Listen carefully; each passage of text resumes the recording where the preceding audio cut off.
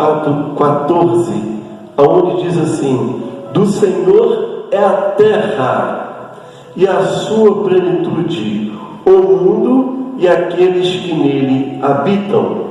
Do Senhor é a terra e a sua plenitude, o mundo e aqueles que nele habitam. Senhor meu Deus, me usa pela tua graça, pela tua infinita misericórdia. Usa a minha mente, o meu intelecto, usa a minha boca, usa o meu coração como instrumento do Senhor, que eu seja o porta-voz do teu Espírito, em nome de Jesus. Amém. A primeira coisa que temos que entender para termos uma intimidade com Deus, ou o primeiro passo que temos que dar nesse entendimento, é entender que do Senhor é a terra e a sua plenitude. Ou seja, que Deus é o dono absoluto de todo o planeta em que nós vivemos.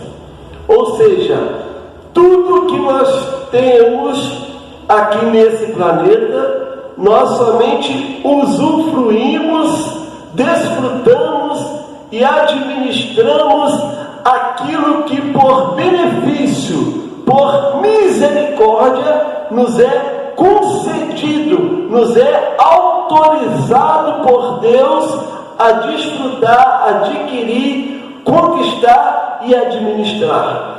Muitos não conseguem entender e não conseguem respeitar e muito menos obedecer este mandamento, esta ordem de que o Senhor é o dono absoluto da terra. Muitos vivem uma vida como se fosse dono absoluto daquilo que usa, desfruta ou administra em vida. Muitos não se dão conta que após a morte, tudo que está usufruindo em vida, tudo que está administrando em vida, vai ficar aqui para outros usufruir e administrar. Então, para termos uma intimidade com Deus, precisamos entender que Deus é o dono absoluto da terra, de tudo que existe nela. Ou seja, quando entendemos isso, nós chegamos a uma conclusão, que nós não temos nada se Deus não nos conceder, não nos autorizar a administrar ou desfrutar. Se desfrutamos, conquistamos e administramos, é porque Deus, na sua infinita graça e misericórdia, nos concedeu. Então aqui o salmista deixa bem claro: do Senhor é a terra e a sua plenitude. Ou seja, tudo que existe no planeta Terra, existe um dono absoluto, que é Deus. E o salmista segue após a vírgula dizendo: o mundo e aqueles que nele habitam. Ou seja, o salmista agora, ele completa o versículo dizendo: olha, Deus não é só dono absoluto da terra, mas Ele é dono de todo o ser humano, de toda a humanidade. E em que sentido que Ele é dono? O que o salmista estava querendo dizer com isso? Estava querendo dizer que Deus é o dono da vida a qual nós temos.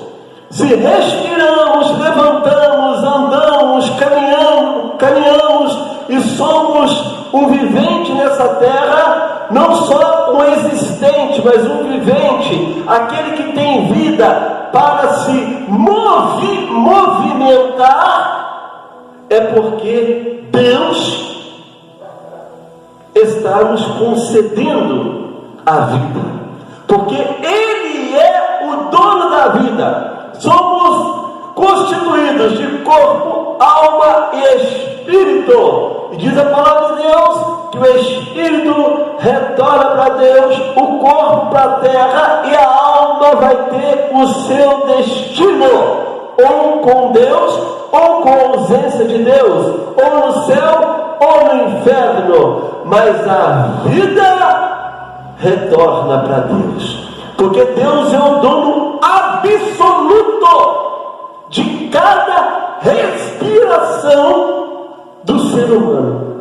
Cada batida do coração, cada respiração, cada movimento do ser humano, Deus é o dono absoluto dessa vida. E é importante entendermos que Deus é o dono absoluto da nossa vida. E muitos têm dificuldade de entender isso quando diz: eu sou o dono da minha vida e eu faço o que eu quero. Não, querido, querida, você não é dono, não é dona da sua vida. O dono da sua vida é Deus. Você é um administrador ou uma administradora da vida que Ele te concedeu e vai te pedir conta dela. Deus te deu a vida para viver para Ele. Deus te deu a vida para adorá-lo. Deus te deu a vida para glorificá-lo. Deus te deu a vida para você pregar o Evangelho, anunciar Jesus Cristo como Senhor e Salvador. Deus te deu a vida para estar na presença dEle, tanto nessa vida quanto na eternidade. Mas para você estar a eternidade ou na eternidade, na presença de Deus eternamente, você precisa fazer isso aqui agora na terra. Você precisa fazer isso aqui em vida, declarar que Jesus Cristo é o Senhor da sua vida, é o dono da sua vida e é seu Salvador, e você vive para Ele, para agradar Ele, para cumprir os seus princípios e os seus mandamentos. Mesmo Deus permitindo você administrar a sua vida com os seus desejos que não é pecaminosos, com os seus desejos que agradam a Ele, com os seus desejos ou afazeres que não ferem a lei de Deus, os princípios morais de Deus, que não ferem a santidade de Deus, mesmo Deus te dando o livre arbítrio para fazer aquilo que não fere a santidade dele, para fazer aquilo que não é pecado, mesmo assim Deus continua sendo dono absoluto da sua vida e de todo o planeta.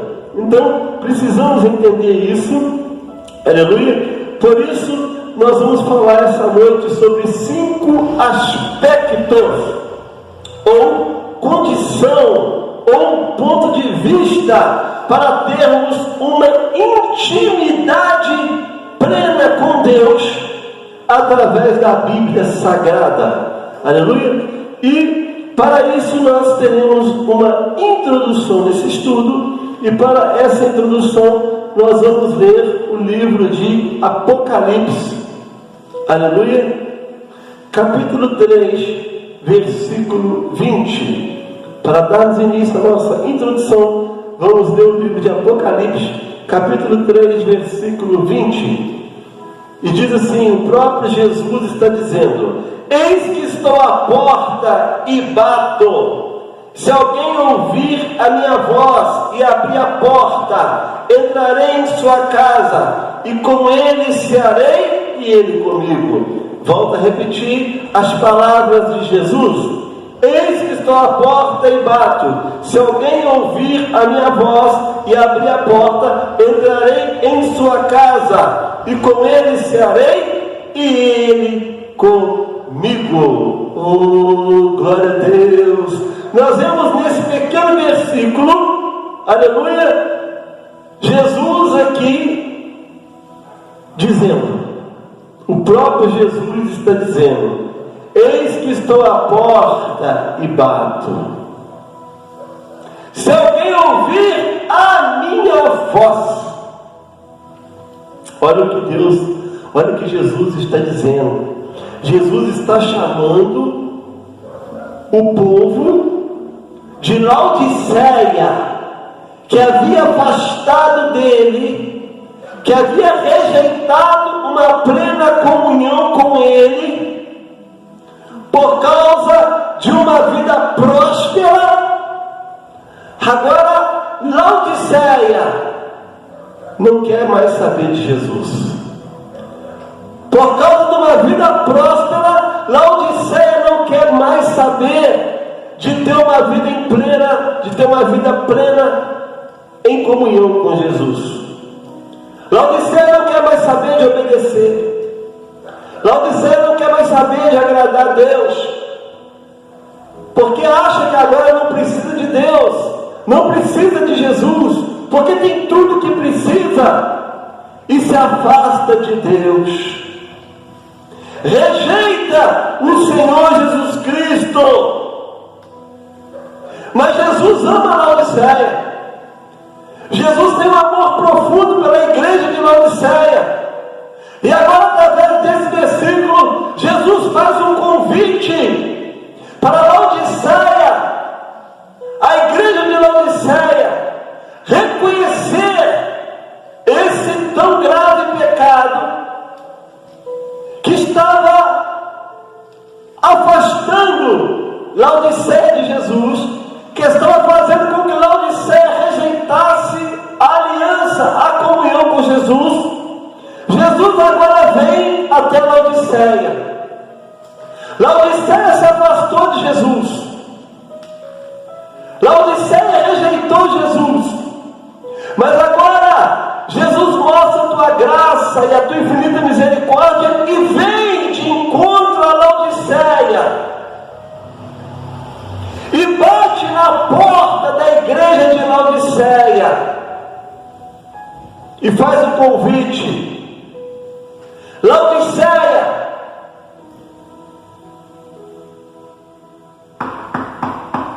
Laodiceia, Deus está batendo na porta de Laodiceia, chamando Laodiceia para o arrependimento, chamando Laodiceia para voltar para a comunhão, chamando Laodiceia para voltar a uma plena aliança, chamando Laodiceia ao arrependimento. Volta, Laodiceia, eu te amo. Volta, Laodiceia, me sacrifiquei, morri, ressuscitei por você. Volta, Laodiceia. Jesus está chamando você essa noite ao arrependimento. Talvez você seja a Laodiceia de Deus nessa noite, a Laodiceia que afastou de Jesus, a Laodiceia que era uma bênção, a Laodiceia que orava, a Laodiceia que jejuava, a Laodiceia que consagrava, a Laodiceia que tinha temor de Deus, a Laodiceia que não media esforço para fazer a obra de Deus. Talvez por causa da sua vida próspera, de muitas bênçãos que Deus te deu, talvez até por causa das suas lutas, das suas provas, dos seus erros sem arrependimento, você começou a rejeitar a graça de Deus, começou a rejeitar a comunhão com Jesus, começou a rejeitar a aliança com Jesus. Mas agora Jesus bate na sua porta, Ele vem até você e diz: se arrependa, Laodiceia. Ainda há tempo para você, Laodiceia. Escuta a minha voz. Eu estou batendo na sua porta, Laodiceia, mas eu não posso arrombar a porta. Eu preciso que você escute a minha voz. Escute atentamente a minha voz. Volte para mim, Laodiceia. Volta para a minha presença. Aceita-me novamente como seu único Senhor e suficiente Salvador. Me aceita novamente, Laodiceia, e eu lhe perdoarei. Me aceite novamente, Laodiceia. Ouve a minha voz. Eu estou aqui do lado de fora, pedindo para entrar na sua vida novamente. assim, Laodiceia, você me rejeitou. Você não é mais o mesmo, você não é mais a mesma, você não fala mais comigo, você não ora mais como antes, você não jejua mais como antes, você não lê a Bíblia mais como antes, você não se esforça mais como antes, mas eu te chamo, Laodiceia, eu vim até você, Laodiceia, porque eu não quero perder a sua alma, eu não quero te perder. Ouve a minha voz, Laodiceia. Abre a porta, deixa eu entrar. Se você abrir a porta, Laodiceia, eu vou entrar na sua casa, vou entrar no seu coração novamente, vou entrar na sua alma, vou entrar no seu interior, vou entrar na sua mente, vou entrar nos seus pensamentos e vou fazer de você meu servo novamente, minha serva novamente, meu discípulo novamente, minha discípula novamente. Vou te fazer meu filho, minha filha novamente. Se você deixar eu entrar na Laodiceia, nós teremos comunhão novamente, nós teremos um pacto novamente, nós teremos um acordo novamente, nós teremos uma vida plena novamente. Eu terei uma comunhão contigo, Laodiceia, Jesus está falando, e você terá uma comunhão comigo. Eu vou cear com você, e você vai cear comigo. Você vai orar e eu vou responder. Você vai clamar a minha presença, e eu vou derramar a minha glória sobre a tua vida. Nós vamos andar juntos, Laodiceia. Vamos viver juntos novamente. Nessa vida e na eternidade. E nessa introdução, diz aqui, a intimidade com Deus na Bíblia é um relacionamento profundo com Deus, onde se busca uma amizade e comunhão de alma. Para alcançar esta intimidade, é necessário se colocar por inteiro diante de Deus, com atenção, vigilância, e dar-se a conhecer profundamente ao Senhor. A intimidade com Deus é alcançada por meio do Espírito Santo, que nos revela Deus e nos leva a ter uma plena comunhão de alma com Ele. Por isso eu gostaria que procurasse para mim em 1 Coríntios 2,10. Procure para mim, por favor, 1 Coríntios 2,10. A intimidade com Deus, ou seja, com o Deus triuno, o Pai, o Filho e o Espírito Santo, vai muito além de uma experiência mística, adoração e etc. Ela é morada de Deus em nós. Por isso, quem é íntimo de Deus não pode estar preso no pecado, pois ele é livre para adorar a Deus. Ele não tem medo de Deus, não obedece por obrigação, nunca, jamais tenta barganhar com Deus. Ele é verdadeiro de alma e ama a Deus de verdade, mais do que tudo e todos, de todo o seu coração. Lê para mim 1 Coríntios 2,10 para completar essa introdução. Mas Deus nos revelou pelo seu Espírito, porque o Espírito penetra todas as coisas, ainda as profundezas de Deus. Olha a intimidade com Deus. Deus nos revelou. A intimidade com Deus, ela penetra até a divisão da alma. Aleluia. 1 Coríntios 2:10, olha só, irmãos. Mas Deus não as revelou pelo seu Espírito. Espírito com letra maiúscula, porque está falando do Espírito Santo. Porque o Espírito penetra todas as coisas. O Espírito Santo, ele penetra tudo no nosso íntimo, quando estamos em plena comunhão com Deus, ainda as profundezas de Deus.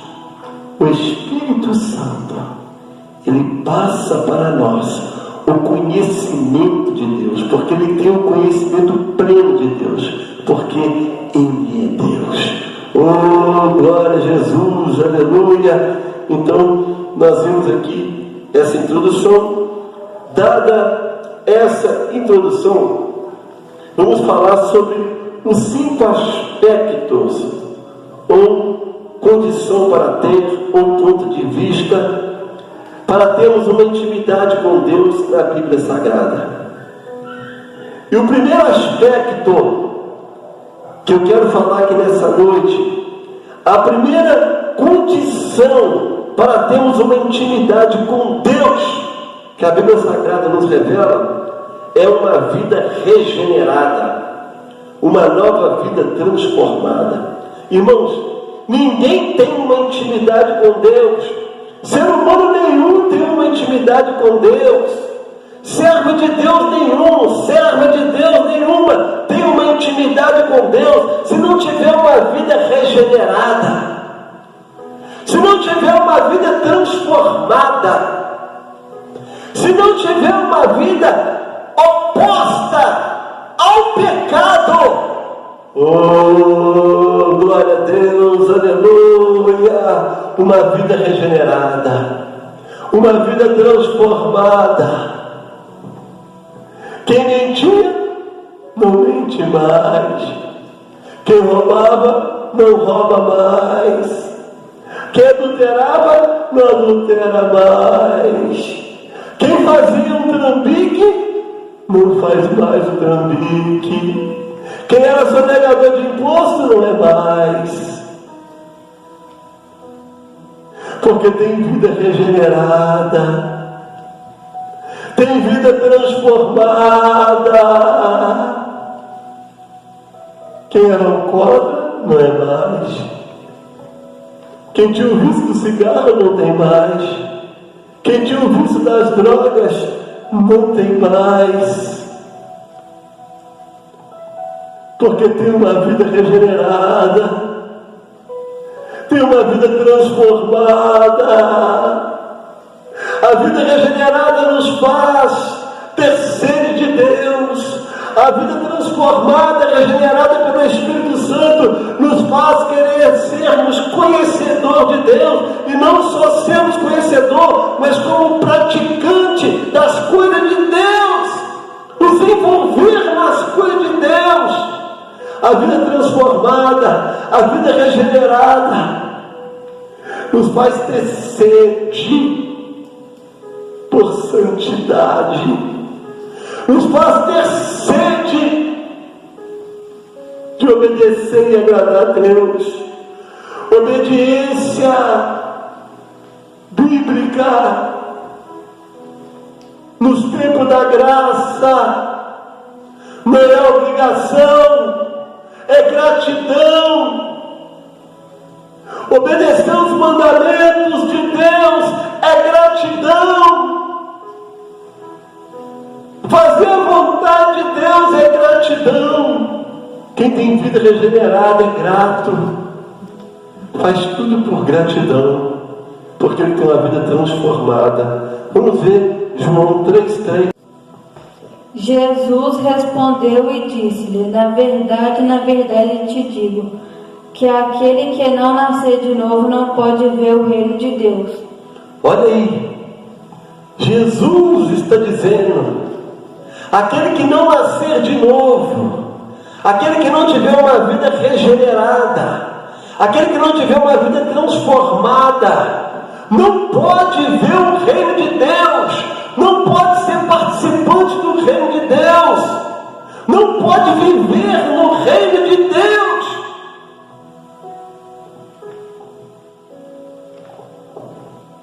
Que reino é esse? É o reino eterno. É o reino eterno. Aleluia. Vamos ver o que diz em 2 Coríntios 5,17. Assim que, se alguém está em Cristo, nova criatura é. As coisas velhas já passaram, eis que tudo se fez novo. Se estamos em Cristo, nova criatura nós somos. As coisas velhas já passaram e tudo se fez novo. Aquele que tem uma vida regenerada, ele não fica nas coisas velhas, ele não fica com o coração nas coisas velhas. E que coisas velhas são essas? O pecado. Aquilo que fazia lá atrás que dava prazer, não dá mais. Aquilo que fazia lá atrás que era pecado e dava prazer, agora não dá mais prazer. Aquilo que fazia lá atrás que era pecado e desagradava a Deus, que trazia felicidade, agora não traz mais. Porque temos o conhecimento pleno que não agrada a Deus. Se não agrada a Deus, não nos agrada também. Se não faz Deus feliz, não nos faz também. Quem tem vida regenerada, ele deixa as coisas velhas. E o que é velho, irmãos?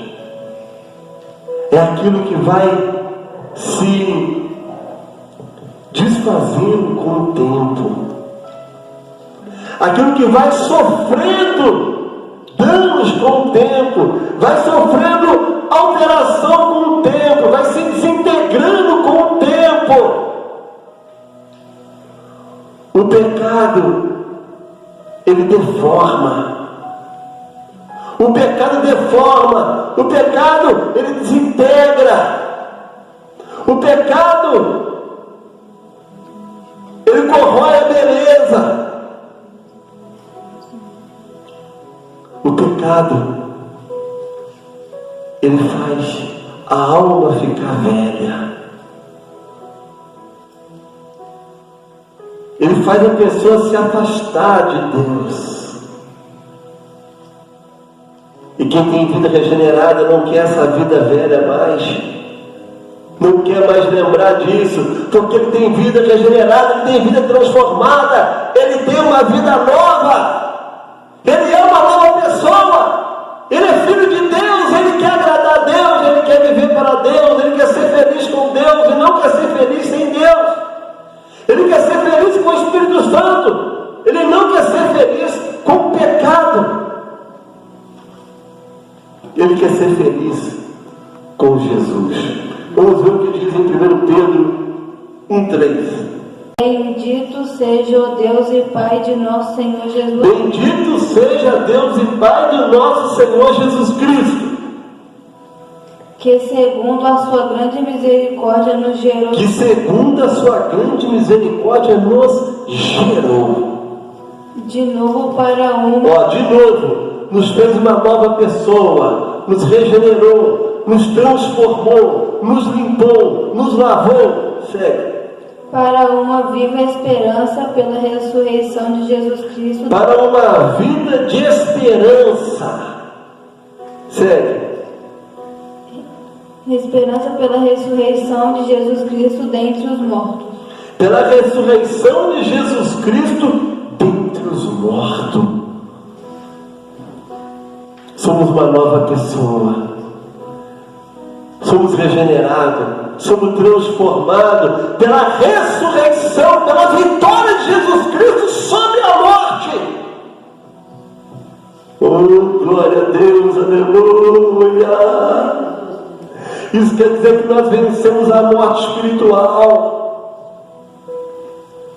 Nós vencemos o pecado. Hoje nós estamos com Jesus. Aleluia. O segundo aspecto ou condição para termos uma intimidade com Deus, segundo a Bíblia Sagrada, pela Bíblia Sagrada, é Crescimento espiritual, deixar de ser meninos. Olha, irmãos, para nós termos uma intimidade com Deus, uma vida plena com Deus, uma vida em plena comunhão com Deus, temos que crescer espiritualmente. Temos que deixar de ser os meninos. Temos que parar de fazer pirraça com Deus. Eu não vou fazer mais isso. Quantas vezes a criança faz pirraça com os pais, porque os pais não querem dar um doce, não querem dar um bombom, não querem dar um chocolate, não querem deixar andar mais uma vez nos brinquedos, nos parquinhos, e começa a espernear e fazer pirraça, até que ele cresce e começa a perceber que a pirraça é uma coisa ridícula, é uma coisa que não faz parte mais da vida dele. Chega um momento que nós temos que crescer e entender aquilo que é ridículo e deixarmos de sermos imaturos para assumirmos uma vida de compromisso pleno, responsabilidade plena, maturidade plena com Deus, com Jesus, com o Espírito Santo. Vamos ver isso e temos que crescer, irmãos. Temos que crescer na fé. 1 Coríntios 13:11. Quando eu era menino, falava como menino, sentia como menino, discorria como menino, mas logo que cheguei a ser homem, acabei com as coisas de menino.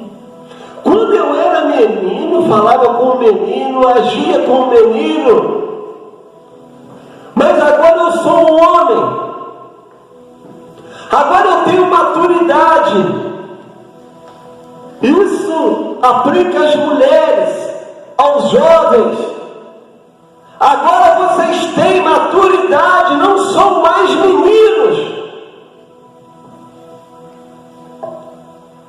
Cresceram espiritualmente, receberam conhecimento da verdade, receberam conhecimento da pregação do Evangelho para pregar o Evangelho, receberam conhecimento de santidade, receberam conhecimento para ter uma plena comunhão com Deus. Não é tempo mais de agir como menino, de falar como menino, de proceder como menino. Agora nós crescemos, nós temos maturidade, temos substância para enfrentar nossas lutas com responsabilidade, para enfrentar nossas dificuldades, nossas necessidades com responsabilidade, compromisso com Deus, sem abandonar a fé, sem escandalizar o Evangelho. Os meninos na fé, aqueles que não cresceram, estão escandalizando o Evangelho. Entra na igreja e sai. Sai da igreja e volta. Uma hora está com a Bíblia na mão, outra hora está com cigarro nos dedos. Uma hora está louvando a Deus, outra hora está tomando cerveja, bebendo cachaça. Uma hora está de joelhos orando, outra hora está xingando palavrão. Uma hora está na igreja abraçando o irmão, abraçando a igreja, falando que ama a todos. Outra hora está no mundo falando mal da igreja, falando mal das coisas de Deus. Porque são meninos, agindo como meninos, escandalizando o Evangelho, porque não tem maturidade, não cresceu. E com isso está impedindo muitas vidas de entrar pelas portas. Aleluia! Temos que crescer, temos que ter responsabilidade, temos que ter maturidade com o Pai, com o Filho, com o Espírito Santo, com a Palavra, com a Bíblia, com o Evangelho, com a Igreja, em manter a fé inabalável, independente das situações. Vamos ver 2 Pedro 3,18. Vamos lá. Antes crescei na graça e conhecimento de nosso Senhor e Salvador Jesus Cristo. A Ele seja dada a glória, assim agora como no dia da eternidade. Amém. A Ele crescei, ou seja, crescei na graça e no conhecimento do nosso Senhor e Salvador Jesus Cristo, irmãos. Aleluia. Temos que crescer na graça, no conhecimento do nosso Senhor Jesus Cristo, e a Ele seja dada a honra, a glória para todos sempre. Crescer na graça. Mas tem gente que está crescendo no pecado, crescendo no conhecimento, mas tem gente que parece que a cada dia está crescendo mais na falta de conhecimento, na ignorância, crescendo em temor de Deus, mas parece que tem gente que está cada dia mais sem temor, crescendo na obediência, mas parece que tem gente que está cada vez mais desobediente. Tem gente que está crescendo em afrontar Deus, crescendo em rebeliar contra Deus, crescendo em entristecer o Espírito Santo. Mas a ordem é crescer na graça e no conhecimento do nosso Senhor e Salvador Jesus Cristo para a glória de Deus. Vamos crescer na obediência, vamos crescer na santidade, vamos crescer na pureza, vamos crescer no compromisso, vamos crescer na responsabilidade, vamos crescer no conhecimento bíblico, vamos crescer na prática do Evangelho, vamos crescer na pregação do Evangelho, vamos crescer em números ganhando almas para Cristo. Deixamos de ser meninos para crescer na graça e no conhecimento para a glória de Jesus. Efésios capítulo 2, versículo 21. No qual todo o edifício, bem ajustado, cresce para templo santo no Senhor. Todo edifício bem ajustado Cresce para templo santo no Senhor. cresce para templo santo do Senhor. Todo edifício bem ajustado. A Bíblia está falando de nós. Nós somos um edifício que começamos lá da fundação e vamos sendo construídos pelo Espírito Santo e vamos crescendo. Aleluia! A gente cresce na fundação, a gente cresce no primeiro andar, no segundo andar, no terceiro andar, no quarto andar, e vamos crescendo no conhecimento, crescendo na humildade, crescendo na intimidade com Deus, crescendo na comunhão com Deus, até nos tornarmos templos de fato do nosso Senhor e Salvador Jesus Cristo. Aleluia! Você é templo de Deus, eu sou templo de Deus, nós somos templo de Deus. Respeite o seu corpo, porque ele é templo do nosso Senhor e Salvador Jesus Cristo.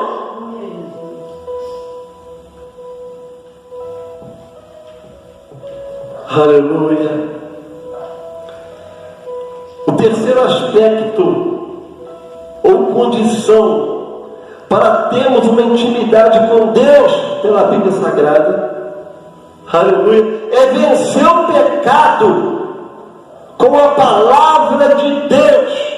Vencer o pecado pela palavra de Deus. Esconder a palavra no nosso coração.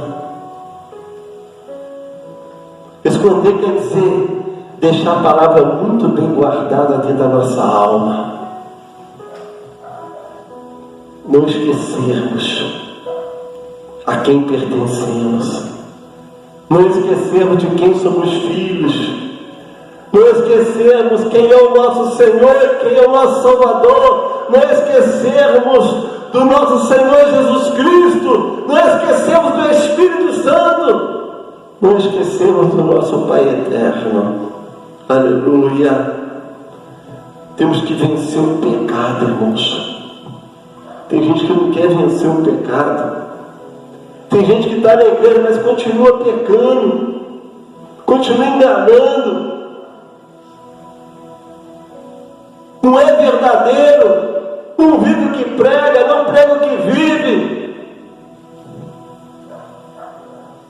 Está na igreja, mas está de olho na mulher do irmão. Está na igreja, mas está de olho no esposo da irmã. Está na igreja, mas está com o pecado escondido. Está indo para o hotel, está indo para o motel. Mas Deus está vendo. Deus está contemplando.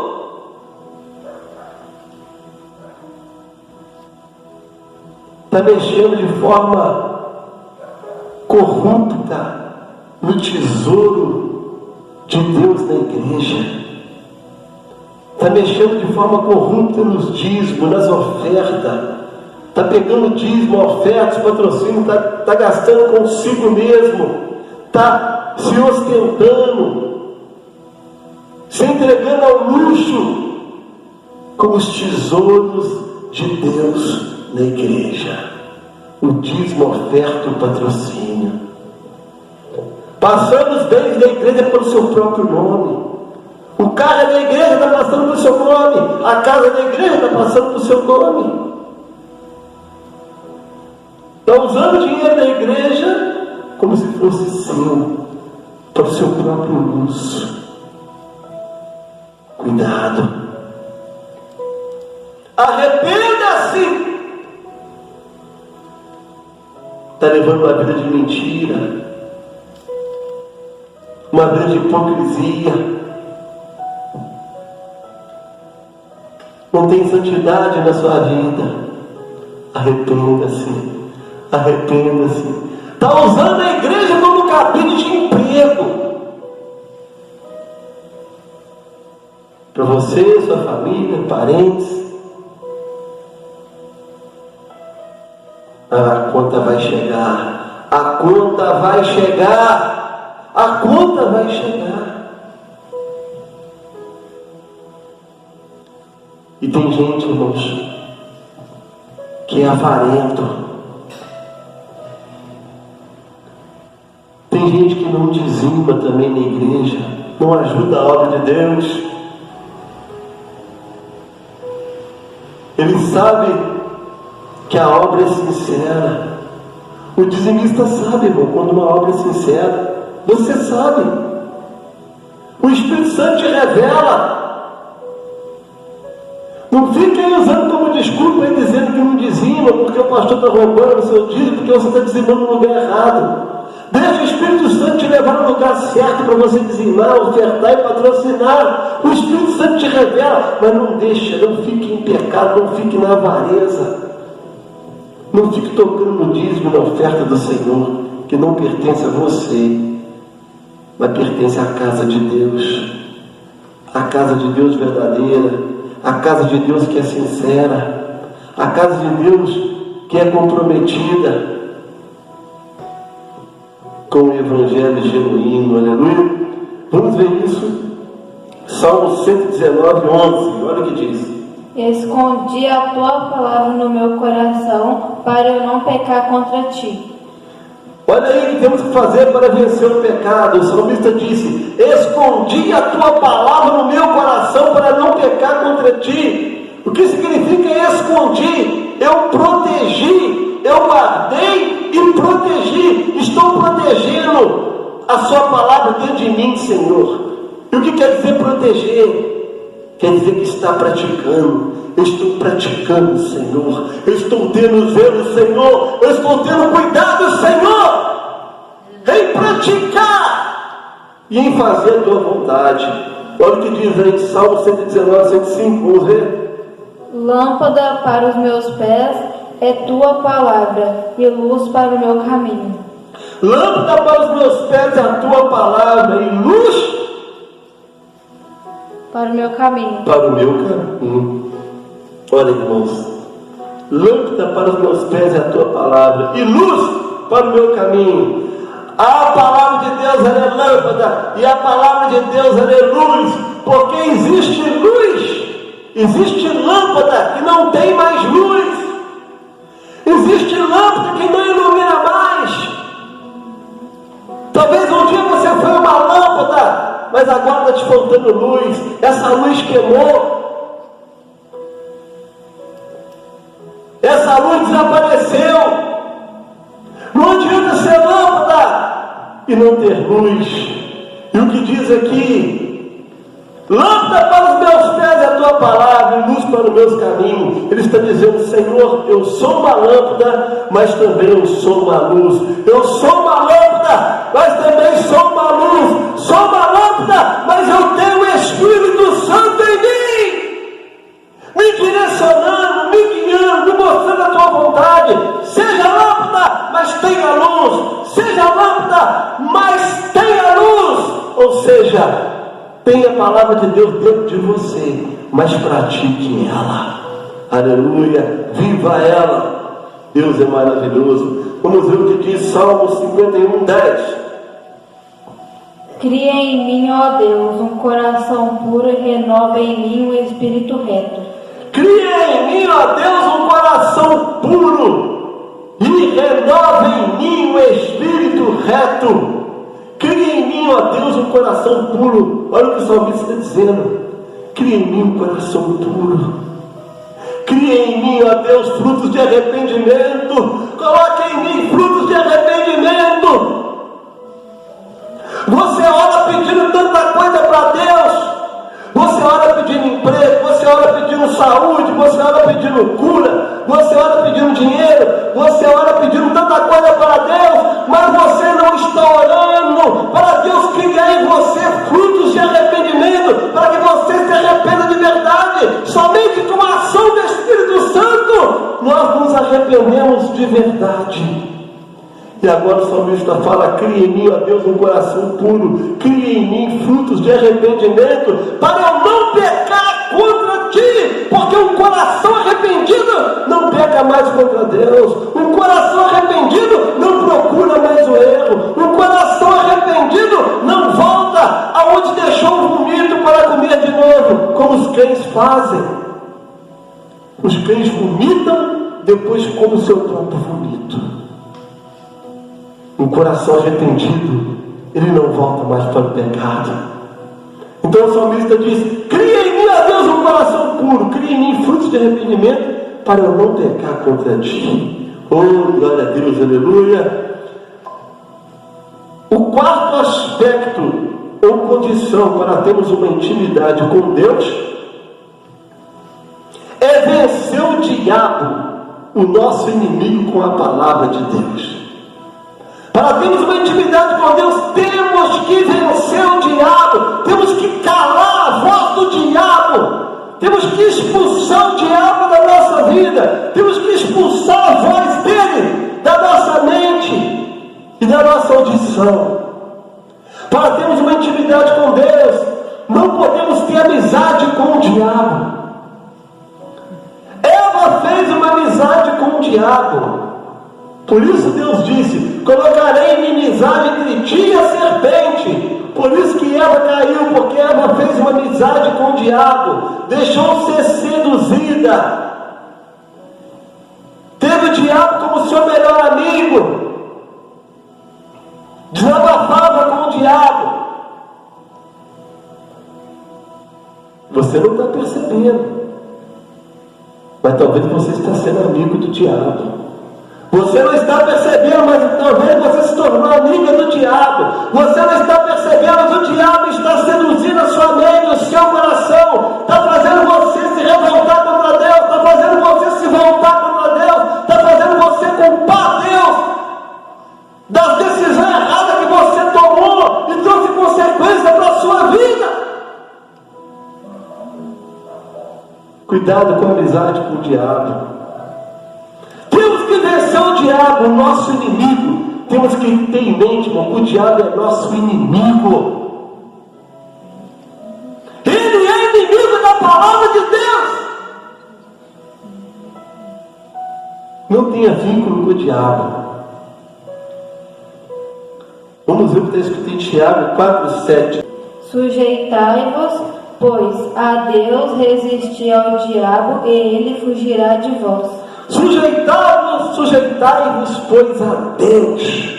Resistiu o diabo e ele fugirá de vós. Ou seja, tome uma decisão de fazer a vontade de Deus. Sujeitar significa fazer a vontade de Deus, escolher a vontade de Deus, submeter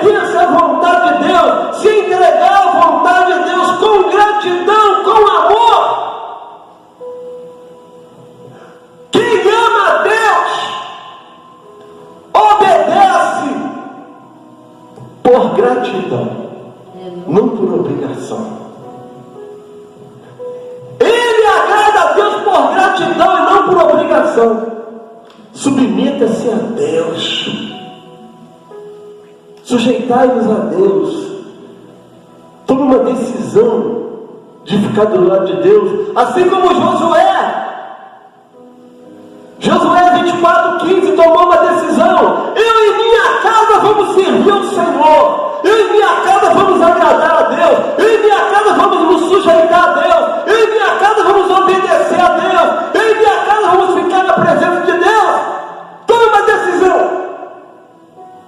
Submeta-se à vontade de Deus, por amor a Deus, por amor ao que Cristo fez por você, por gratidão ao que Cristo fez por você e por mim e por nós.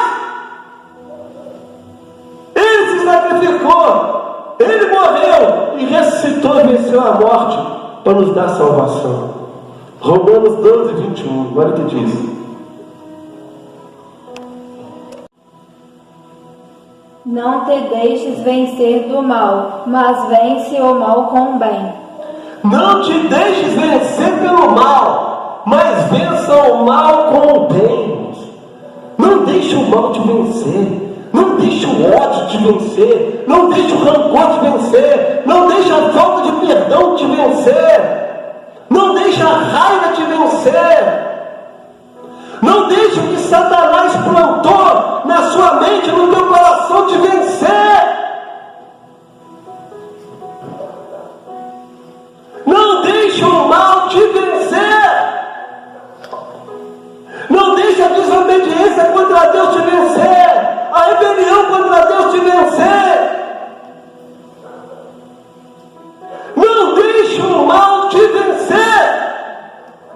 E não queira praticar o mal porque alguém praticou o mal com você. Não queira devolver o mal que alguém fez com você. Não queira levar uma vida de maldade porque você foi vítima da maldade. Deus não vai te ter por inocente. Vença o mal com o bem. Vença o mal com oração. Vença o mal com vida no altar. Vença o mal perdoando. Vença o mal limpando seu coração no sangue de Jesus. Vença o mal na Santa Ceia, ceiando, glorificando e exaltando o nome do Senhor. Vença o mal dizimando e ofertando na casa de Deus. Vença o mal com a vontade de Deus, praticando a vontade de Deus.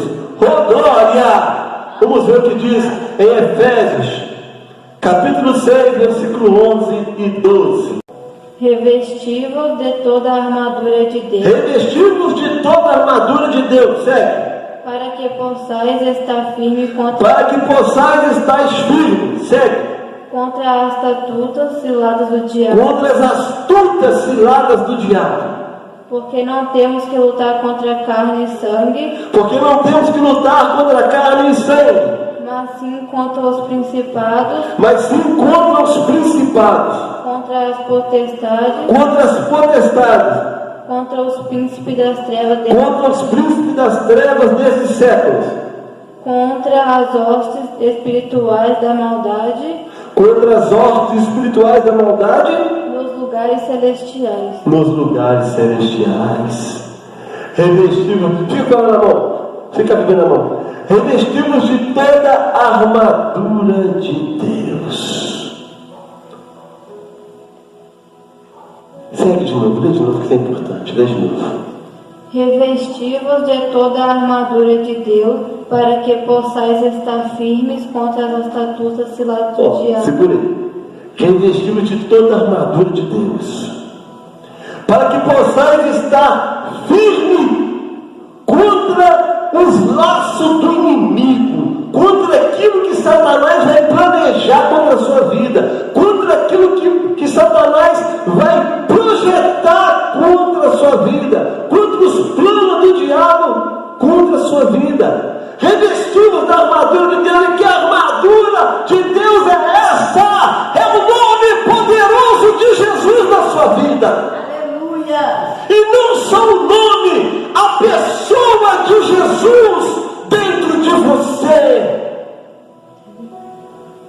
Quando você tem o nosso Senhor e Salvador Jesus Cristo dentro de você, você tem resistência contra o mal, porque quando o mal chega para te enfrentar, sai de dentro de você o leão da tribo de Judá, sai de dentro de você o nosso Senhor e Salvador Jesus Cristo, para lutar contra ele, e ele foge, porque ele já foi derrotado pelo nosso Senhor Jesus Cristo.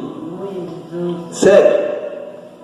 Porque não temos que lutar contra carne e sangue. Olha aí, não temos que lutar contra carne e sangue. Sua luta não é contra a pessoa, sua luta não é contra seres humanos, sua luta não é contra o pastor que te magoou, a sua luta não é contra a irmã do ciclo de oração, a sua luta não é contra o grupo de coral, contra o grupo do jovem, contra o grupo da Revelia de Jesus, a sua luta não é contra o departamento de missão, a sua luta não é contra o dirigente, a sua luta não é contra o seu patrão que está te perseguindo, a sua luta não é contra o seu vizinho, a sua luta é contra Satanás, é contra o diabo.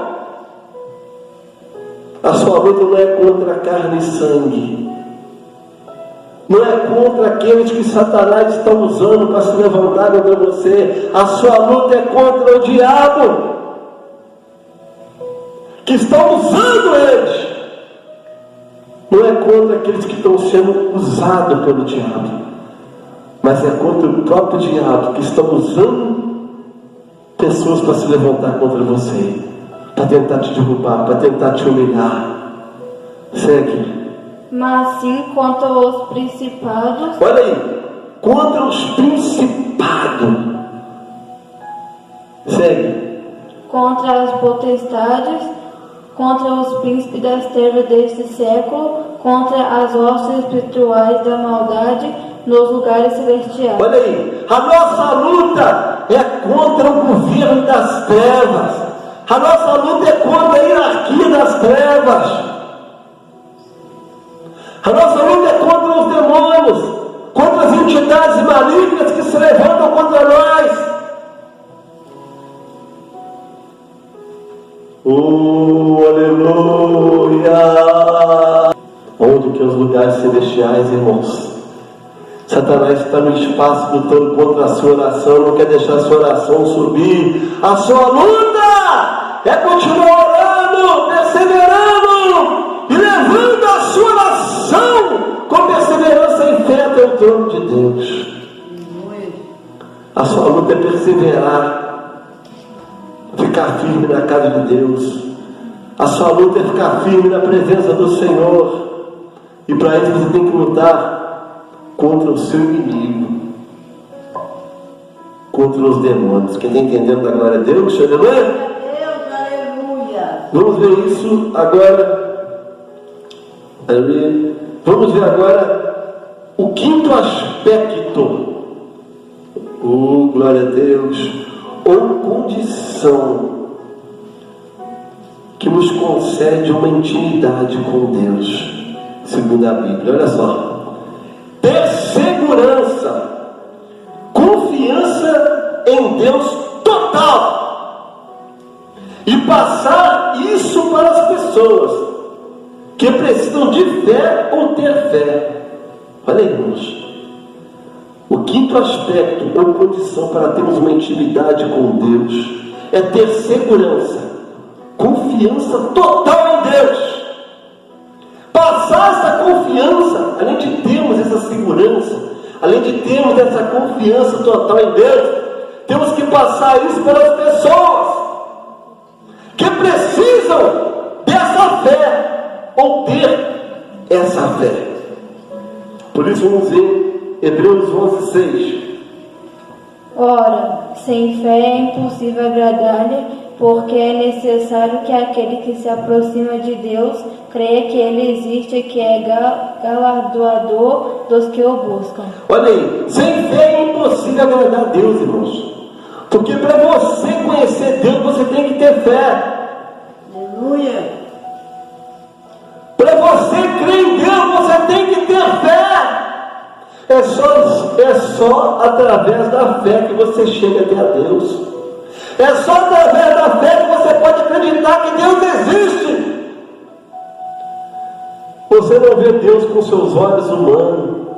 Você não vê Deus materializado. Mas você vê Deus pelo sacrifício, morte e ressurreição de nosso Senhor e Salvador Jesus Cristo. Você vê Deus na vida transformada do irmão. Você vê Deus na vida regenerada da irmã. Você vê Deus através de uma cura na vida de um irmão, de uma irmã. Você vê Deus através dos dons espirituais, da manifestação dos dons espirituais. Você vê Deus através dos frutos do Espírito Santo na vida da igreja. Nós conhecemos Deus pela fé. Quem não tem fé não pode agradar a Deus. Quem não tem fé não pode crer em Deus. Quem não tem fé não crê que essa palavra é divinamente inspirada por Deus. Somente através da fé nós podemos ser salvos. Somente através da fé nós acreditamos no sacrifício, morte e ressurreição de Jesus Cristo. Somente através da fé adquirimos segurança e confiança total em Deus.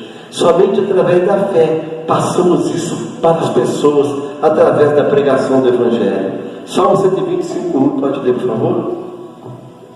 Os que confiam no Senhor serão como o monte de Sião, que não se abala, mas permanece para sempre. Os que confiam no Senhor são como os montes de Sião, que não se abala, mas permanece para sempre. Ou seja, ninguém mexe na sua fé, ninguém toca na sua fé, ninguém faz você perder a sua fé, ninguém faz você desistir da sua fé, porque a sua fé é como um monte de Sião. Aleluia!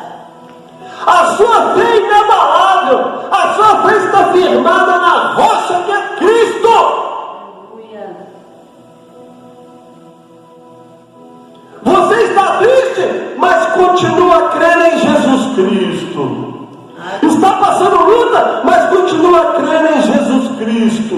Está enfermo, mas continua crendo em Jesus Cristo. Está passando por necessidade, mas continua crendo em Jesus Cristo. Está sendo caluniado, caluniada, mas continua crendo em Jesus Cristo. Está sendo perseguido, mas continua crendo em Jesus Cristo. As coisas estão difíceis, mas continua crendo em Jesus Cristo. Talvez o seu armário está vazio, mas você continua crendo em Jesus Cristo. Sua geladeira está vazia, mas você continua crendo em Jesus Cristo. Você está endividado, mas continua crendo em Jesus Cristo. Está na bonança, continua crendo em Jesus Cristo. Está com saúde, continua crendo em Jesus Cristo. Está com dinheiro no banco, continua crendo em Jesus Cristo. Está com a vida sem problema, continua crendo em Jesus Cristo. É um casamento na alegria, na tristeza, na saúde, na doença, na prosperidade, na necessidade. Continua crendo em Jesus Cristo, porque a sua fé é intocável, é inabalável, inegociável. Aleluia! A sua fé é firme em Jesus Cristo. Oh, glória a Deus! Ter uma fé inabalável é continuar acreditando em Deus, continuar mantendo a fé em todas as circunstâncias da vida, seja ela boa ou ruim. Continua firme com Jesus. Aleluia! Lucas 1:37. Porque para Deus nada é impossível. Para Deus nada é impossível. Essa é a fé inabalável. Essa é a fé daqueles que têm uma fé firmada como o monte de Sião, daqueles que acreditam em Deus de forma total e segura. Para Deus nada é impossível. Aleluia. A vitória está chegando, o milagre está chegando, porque para Deus nada é impossível. Você olha para um lado e não vê saída, olha para o outro e não vê saída, olha para frente e não vê saída, olha para trás e não vê saída, mas quando você olha para o alto, quando você olha para o alto, para o rosto de Cristo, você vê a sua vitória chegando, você vê o seu milagre chegando, porque para Deus nada é impossível. O homem fala que não tem jeito, mas Deus fala: para mim nada é impossível. Nada é impossível para Deus. Romanos 8, 37 ao 39. Mas em todas estas coisas somos mais do que vencedores, por aquele que nos amou. Porque estou certo de que nem a morte, nem a vida, nem os anjos, nem os principados, nem as potestades, nem o presente, nem o porvir, nem a altura, nem a profundidade, nem alguma outra criatura nos poderá separar do amor de Deus que está em Cristo Jesus, nosso Senhor. Resumindo, em Cristo Jesus somos mais do que vencedores. Aleluia, glória a Deus. Quando diz: nada pode me separar do amor de Deus, nem a morte, nem as tribulações, nem os anjos, nada pode me separar do amor de Deus. Ele está dizendo: a minha fé é inabalável, a minha fé é indiscutível, a minha fé é inegociável,